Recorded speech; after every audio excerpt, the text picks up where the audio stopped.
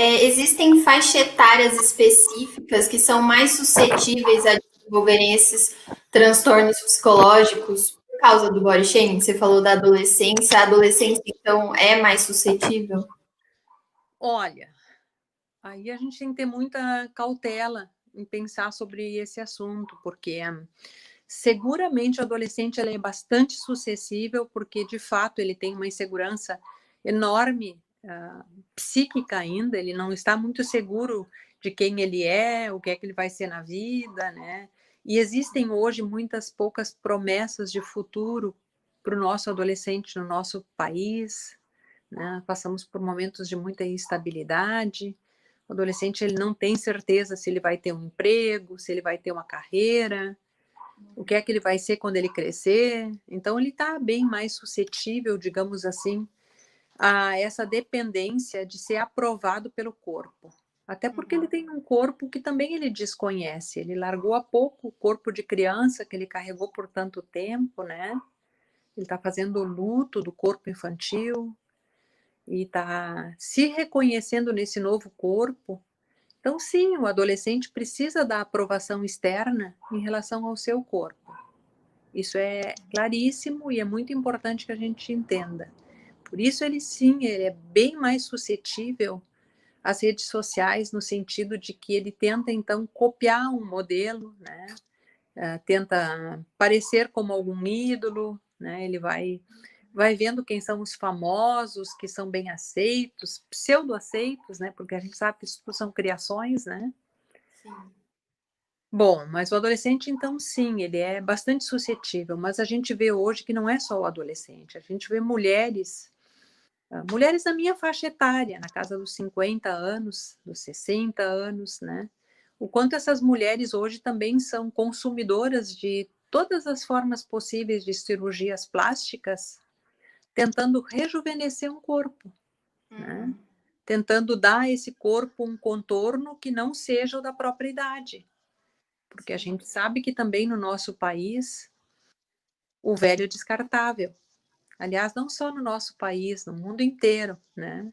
Hoje a gente tem uma globalização nesse sentido dos pensamentos em relação ao corpo, né? Então, é muito complicado hoje a gente pensar que é só o adolescente que sofre esse tipo de questão. Eu vejo que muitas mulheres e homens também, mas menos os homens, muito mais as mulheres, sofrem essa ditadura do corpo perfeito em todas as idades, né? Tanto é que não é por acaso que o Brasil é campeão mundial de cirurgias plásticas, né? No nosso país, a gente expõe mais o corpo, né? É um país tropical, a gente expõe muito mais o corpo, né? A gente tem uma cultura de exposição nas redes sociais do corpo também muito maior do que nos outros países, né? Se não mostrar muito dos seios, talvez tu não seja valorizado enquanto mulher numa rede social, né? A gente vê que o corpo virou um produto realmente de reconhecimento do sujeito, né? Nós não temos hoje, infelizmente, mais assim uma crítica estabelecida em muitas classes sociais, né? Não é um fenômeno hoje restrito a uma classe social apenas, acho que atravessa todas as classes sociais, e também não é mais restrito só a uma idade. Repito, então, Isabela, que acho que o adolescente, ele é mais suscetível, mas não sei se uma mulher de 50 é menos suscetível. Entendi. E você falou sobre algumas doenças psicológicas, né? Quais, quais outras, ou se você puder explicar um pouco mais sobre cada uma dessas doenças que podem ser consequências do body shaming? Olha, na medida em que o sujeito começa a se envergonhar do próprio corpo, nós temos aí uma, uma porta aberta para a instauração de várias patologias psíquicas, né? Acho que a primeira delas, assim, a que mais claramente surge é a depressão, né? É o quanto o sujeito começa a entender que ele em si mesmo não tem valor nenhum, né? Que ele seria valorizado se ele tivesse aquele corpo, se ele tivesse aquela cor de pele, né? Nós temos que também pensar nas questões acerca da raça, né? Acho que não é por acaso que as pessoas negras alisam o cabelo, né? Porque elas entendem que o cabelo liso é o cabelo que é o padrão de beleza, né? Então a gente vê assim, a depressão é a primeira possibilidade para a gente observar, assim, com muita clareza, né? Traços depressivos. E esses traços depressivos, eu penso assim, quando bastante intensificados, eles podem, assim, outros mais graves, como o próprio transtorno dismórfico corporal, que diz respeito a uma distorção da imagem corporal, né? A pessoa acaba se vendo de uma forma absolutamente diferente do que de fato é, né?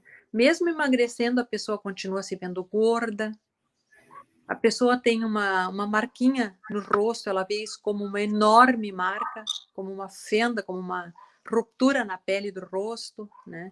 Como algo que chama extremamente a atenção, enquanto que ninguém nota, só a pessoa nota, né? Ela só enxerga os seus defeitos de uma forma extremamente intensificada, né? E esse transtorno dismórfico corporal, ele se desenvolve durante a adolescência, né? E se ele não for tratado psiquicamente, com psicoterapia, e às vezes com medicação, o que acontece é que ele acaba se prolongando por toda a vida da pessoa, né? A gente sabe que, no mínimo hoje, cerca de 3% da população sofre desse transtorno dismórfico corporal, né? E a gente vê, então, a instauração de patologias sérias, é uma espécie de psicose que o sujeito vive. Ele cinge, ele rompe com a realidade, né? Ele pode ir para uma anorexia, ele pode ir para uma bulimia, ele pode ir para uma vigorexia, que é a busca excessiva justamente de massa muscular para se sentir melhor e nunca é o suficiente, né? A pessoa nunca sente que o corpo está suficientemente musculoso, né? É um transtorno muito sério este, né? Que necessita sim de intervenção, né?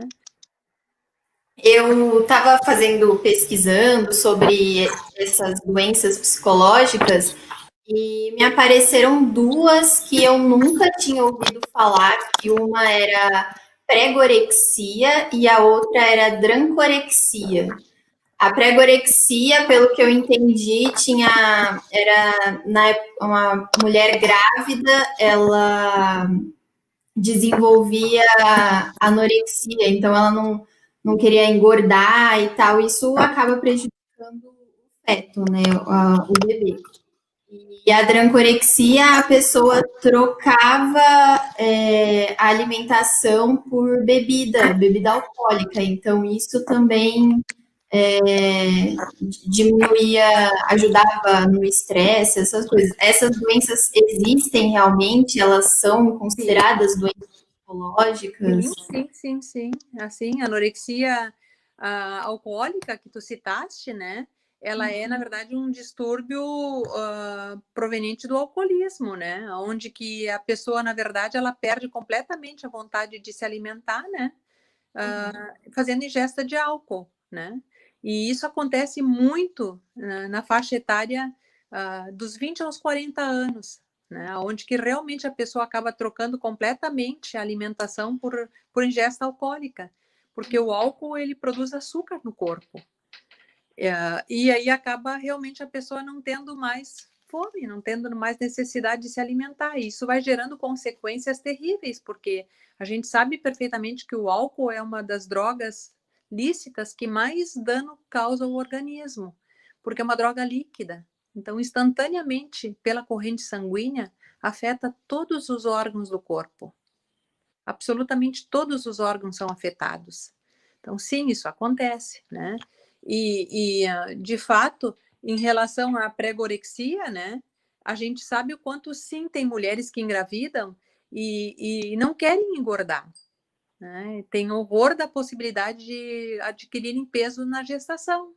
Então, também não se alimentam ao ponto de que sequer criam barriga. Tem mulheres que, inclusive, negam a gravidez até o sexto, sétimo mês, não apresentando realmente no corpo nenhuma modificação. Por quê? Porque esse corpo também estando mais gordo, né, significaria um corpo que não voltaria à forma depois para essas mulheres. A forma perfeita, né? Uhum. Então, o que acontece é que elas acabam realmente prejudicando de uma forma terrível o feto, né?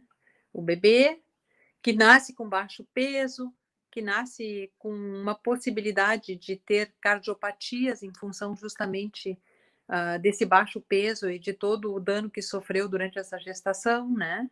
A gente sabe o quanto isso tem consequências terríveis, né?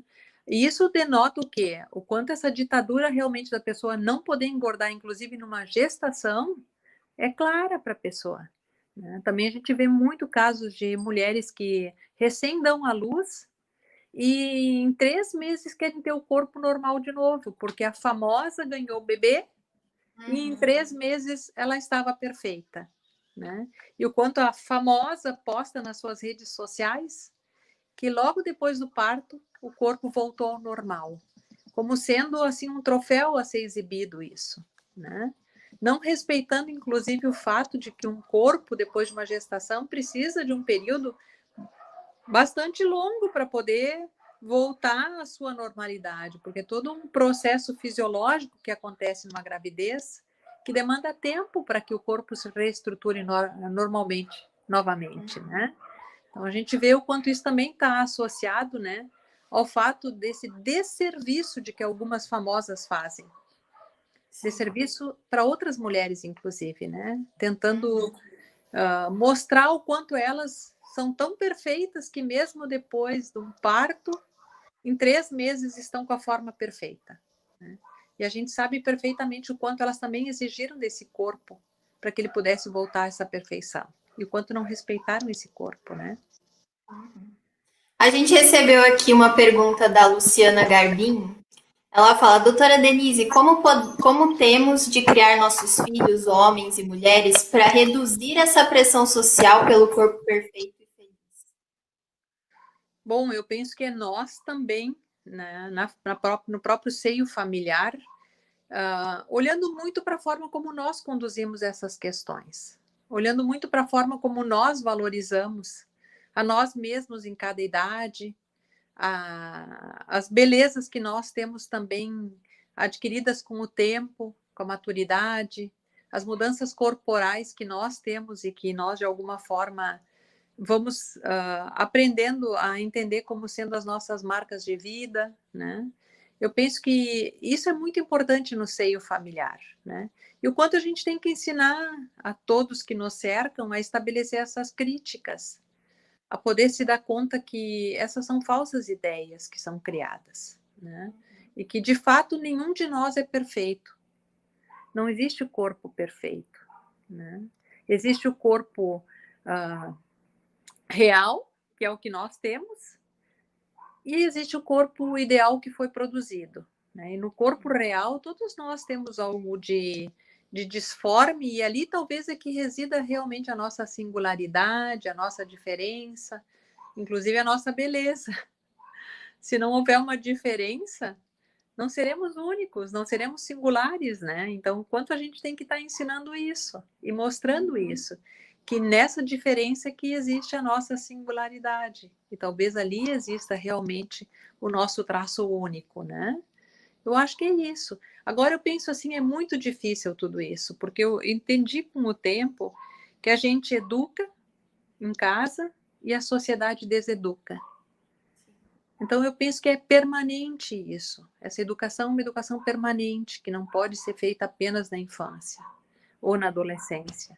Eu penso que isso é para a vida, e a gente também tem que se reolhar e se repensar constantemente. O quanto a gente também é tomado por essa ditadura. A gente, nós todos. Eu penso que não tem como a gente dizer, isso comigo não acontece. Acontece.